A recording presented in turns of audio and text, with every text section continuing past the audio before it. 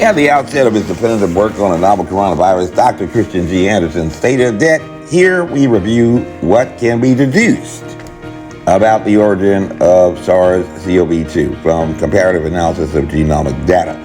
We offer a perspective on the notable features of the SARS-CoV-2 genome and discuss scenarios by which they could have arisen. Our analyses clearly show that SARS-CoV-2 is not a laboratory construct or a purposefully manipulated virus.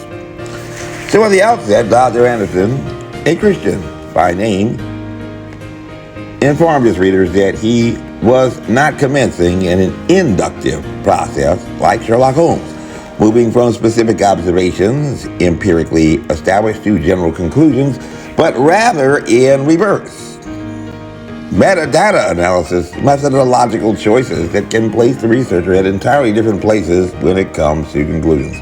And he makes this choice to engage in deductive reasoning rather than inductive, not because of a lack of access to specific data points related to the genome, which he informs the readers that he is, even at that point in April 2020, ready to provide its notable features before proceeding to possible scenarios for its origin and arriving at a conclusion that SARS-CoV-2 is not a laboratory construct or a purposefully manipulated virus.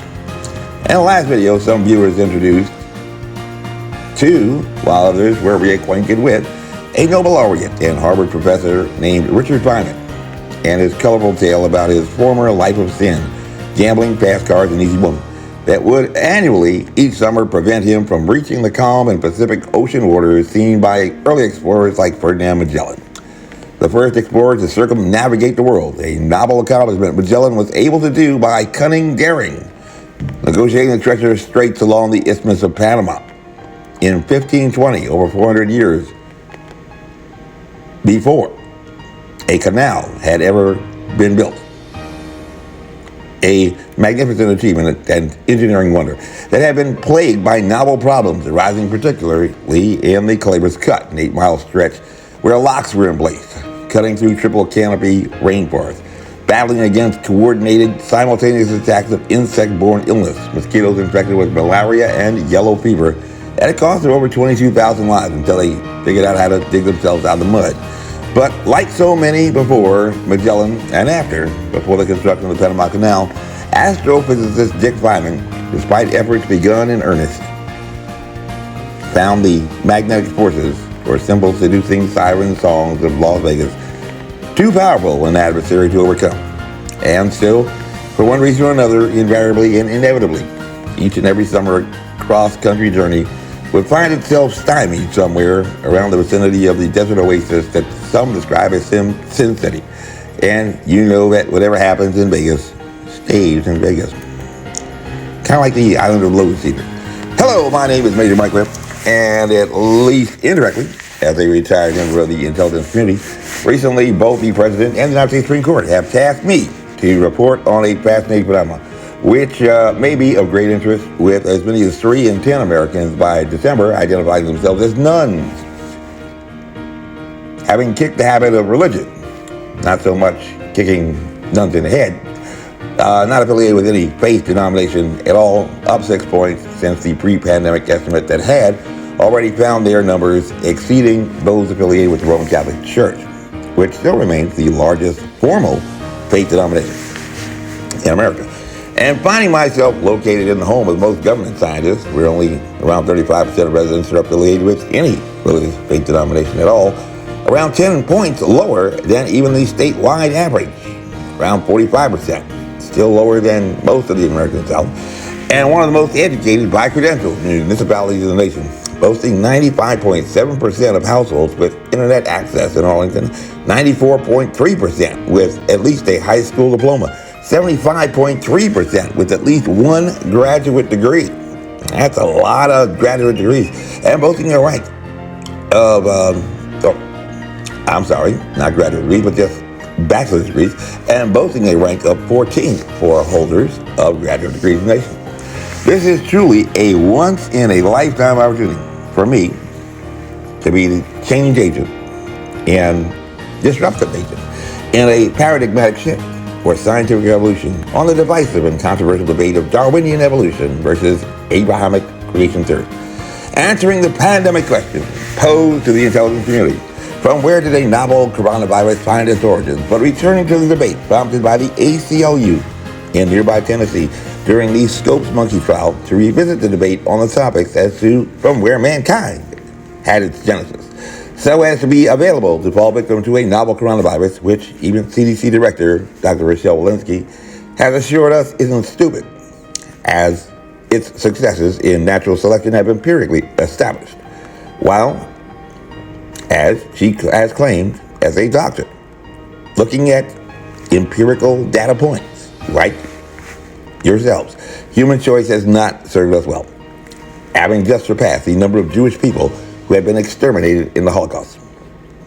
And that was a purposeful act. This was all just by nature, they say. But before we delve into that question, let's return to the man of uncommon luck and former team leader during the Manhattan Project, a kid from faraway Rockaway Beach, at the southernmost tip of the borough of Queens, who had even been tasked to assist in solving the mysterious cause of the space shuttle disaster. The Challenger disaster. Remember the O-rings? And his story of magnetic attraction, or gravitational forces, issuing from Sin City's desert oasis, where he could find, for little or no investment, comfortable lodging, good food, class act entertainment, and who can forget about the ladies. And while, when dealing with matters in the terra firma, down here on Earth, below the celestial stars, it is that force of magnetism in which the opposites attract, beyond the woman, that dictates the massing principle in the heavens above even our atmosphere, where distances are large and masses equally so. The attracting principle is the very same force that keeps us down here on Earth and looking up in wonder. Gravity. The gravity of a situation, which always must be overcome, according to Newtonian laws of physics, by an equal and opposite force from whatever source or agent cause. You should be starting to recognize some common themes that we're going to be going through. And one day, on his first accidental trip, an accidental tourist, like the late William Hurt, to Vegas, Dick Feynman says essentially that he had actually had an encounter himself with the devil himself, incarnate. Well, he doesn't call it by name, but you can kind of figure it out. With a tempting offer to lure him into the habits of gambling that he had so long resisted. Now remember, this is a he, or at least this is the way he's portrayed. Vegas certainly had caught his attention. Have I got your attention? And somebody at the casinos had to notice that nobody comes to Vegas just to suck up all the free stuff, and had to be at least a little bit curious, if not just a little bit interested. So we knew that he was interested, since a cardsman will always say, if he's on the lot, he's interested. So Yakta Alias, the die is cast, and that old devil just got a little bit frustrated enough to evolutionary pressure there to take the initiative to come up to him. You know, you're not doing this fast enough. Rather, than just waiting around for his burning curiosity to be lead him into temptation. Lead him into temptation in a place where he could not be kept from evil. As Dr. Ernesto Che Guevara, the revolutionary, who said, the revolution is not the Newtonian apple that falls from the tree of its own accord. You have to make it fall. And in Vegas, a winning gambler always makes his luck. And that devil knew it on that day. And according, didn't actually do it right all the way, but we can talk about that later. And according to Dr.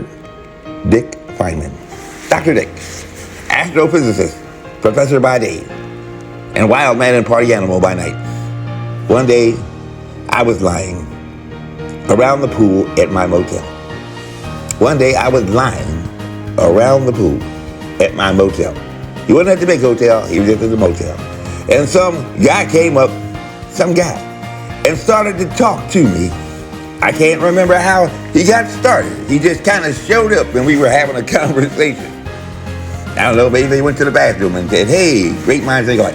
But his idea was that I had I presumably work for a living. I mean, if I was paying, my bill to be at the motel, I had to have some kind of income coming in. And it was really quite silly to do that. Look how easy it is for me, he said, seducingly. I just hang around the pool all the time and enjoy life in Las Vegas. Probably suggesting who wouldn't want to live a life like that? A life of ease and luxury, no consequences. Maybe you have been in a similar situation before, my friend. So let's review Dick Feynman's account just one more time, bearing in mind the magnetic gravitational rule in politics and in life. If you are ever invited to a poker game, remember to get your shots. And don't know who the sucker is, it is probably you.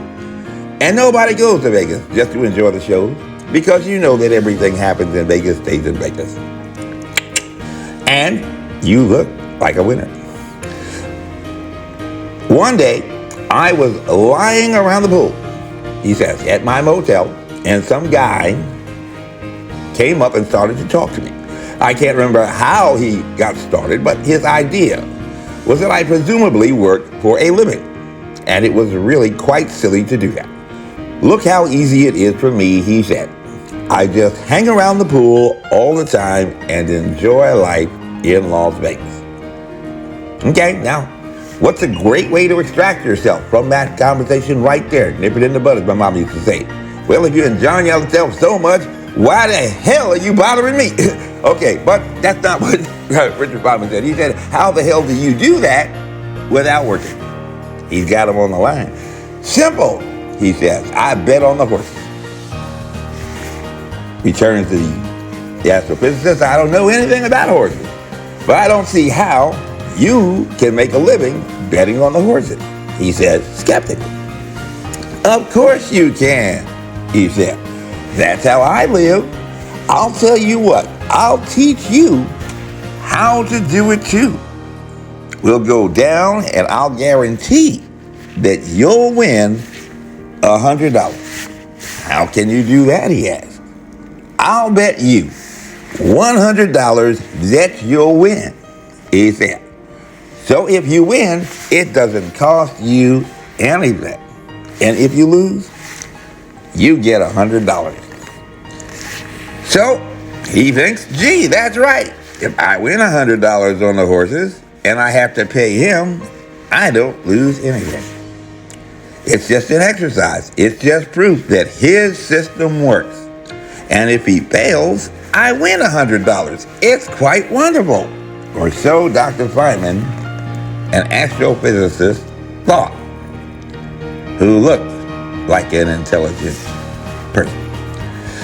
While it is an intriguing story that follows regarding how an astrophysicist was able to develop an effective strategy and implement a plan to overcome the gravitational forces of what presented at first as an alluring temptation, but quickly began to degenerate into the increasingly perilous situation from which doom was inevitable, or even more, to discuss the details that the devil may have missed in what was essentially a Venus flytrap that would have been the end for this uncaped crusader. It is this gravitational force of attraction that is most important for the present inquiry. How did he get there?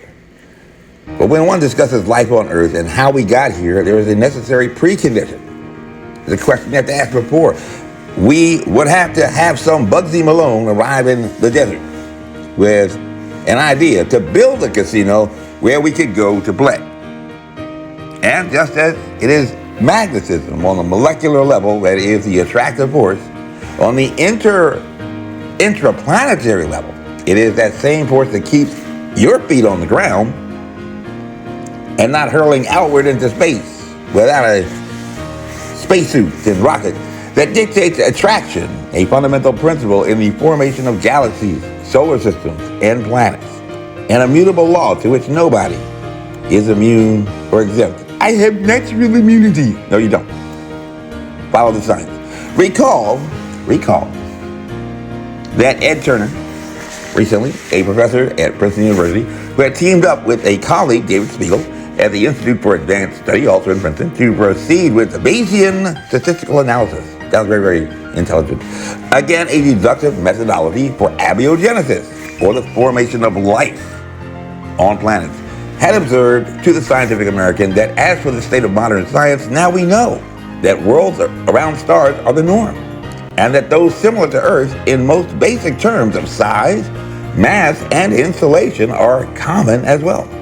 In short, there appears to be no shortage of galactic real estate that life could occupy. And we also know that in 1980, on the PBS series Cosmos, which we all watched, this scientist, Carl Sagan, had introduced Frank Drake's eponymous equation and had used it to construct a mathematical model to calculate the potential number of advanced civilizations in the Milky Way that could contact us using the extraterrestrial equivalent of our modern radio communications technology. And he began. And he came up with an estimate, or educated guess, that ranged from a pitiful few to millions. Pessimistically, however, stating, if civilizations do not always destroy themselves shortly after discovering radio astronomy, then the sky may possibly be softly humming with messages from the stars. It's possible. So, standing on shoulders of giants, as Galileo Galilei had said of his works, examining our known and fixed empirical observations, important in science, we have established, now turning to scriptures, no, we're sticking with the science. We have established some pretty solid data endpoints to restrict our analysis for origin of the solar system and the planet Earth, from where life we know had begun. The rather lengthy narrative, well, actually short narrative, described in just 25 of 31 verses in the Abrahamic account recorded in the book of Genesis, is highly condensed. And we're taking a lot of science, we're putting it in, like a index card. We require God's index card. Genesis 1. We require a planet of sufficient mass, size, and insulation to prevent gravity from simply crushing anything and everything on it, and to enable the life form to breathe out viruses, breathe, sing, according to sneeze, cough. According to Turner, Sagan informs us that they must not simply destroy themselves, and if they are there, the sky may be softly humming with messages from the stars. An expectancy for which, according to Turner, there appears to be no shortage of galactic real estate that life could occupy. And assuming that this was an exhaustive list of criterion, what is still missing from a definitive conclusion statement? This is Houston. Come back. Nobody called. They should have the ability to call, but they have not called. We discussed that before.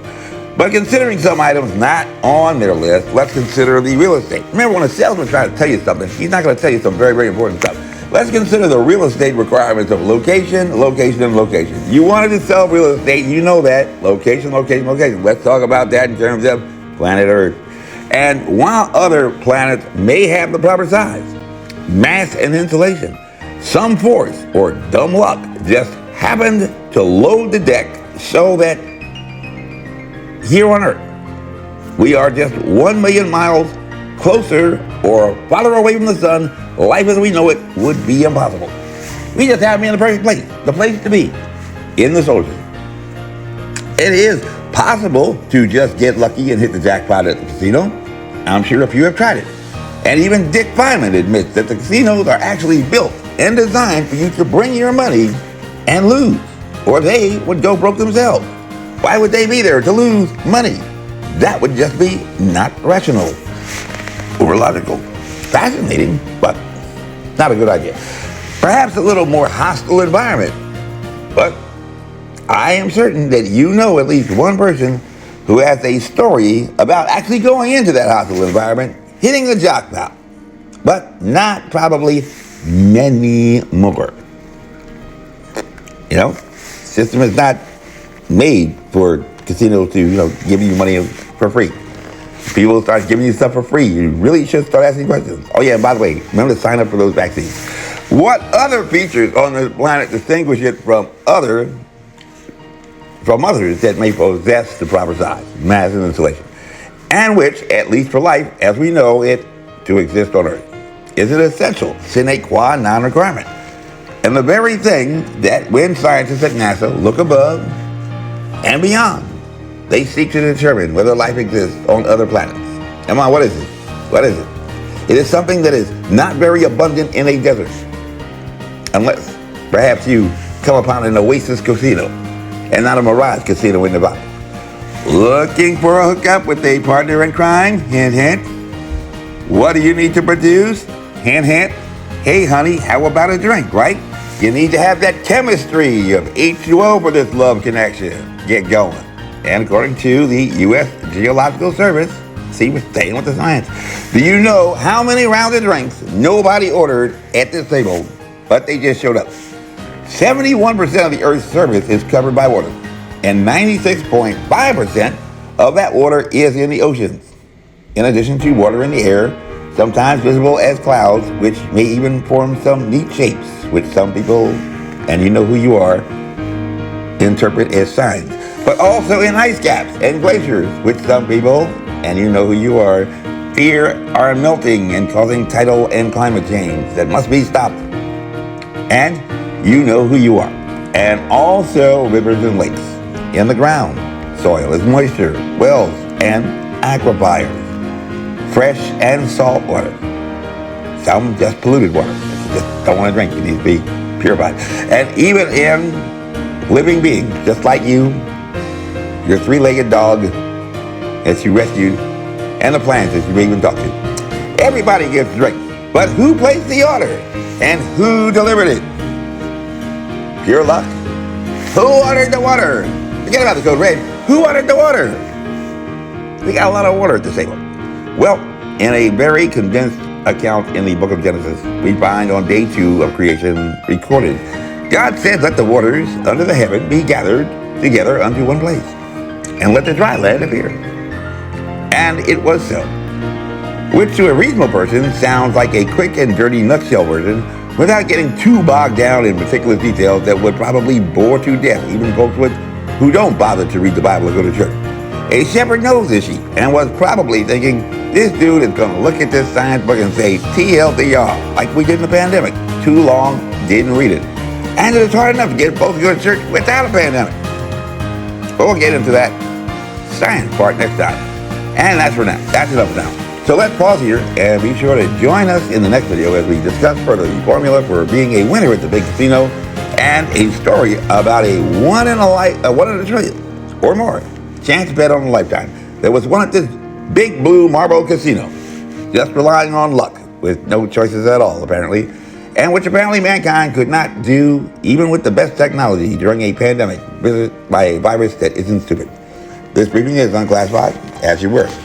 My name is Major Mike Webb. By God, I am running for U.S. Congress. This year, resolved to do the right thing, and we shall make America great again. Honest.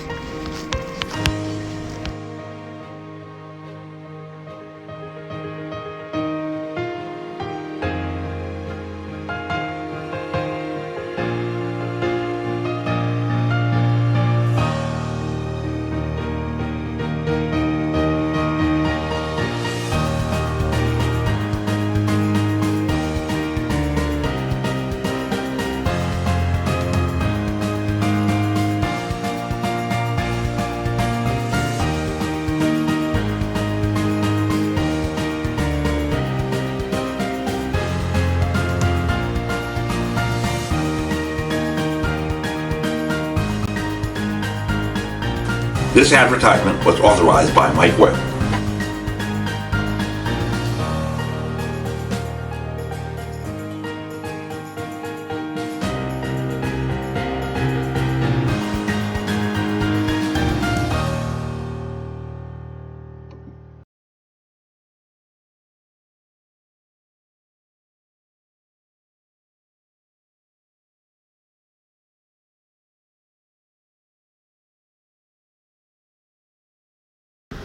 Thunk, I could have had a vaccine.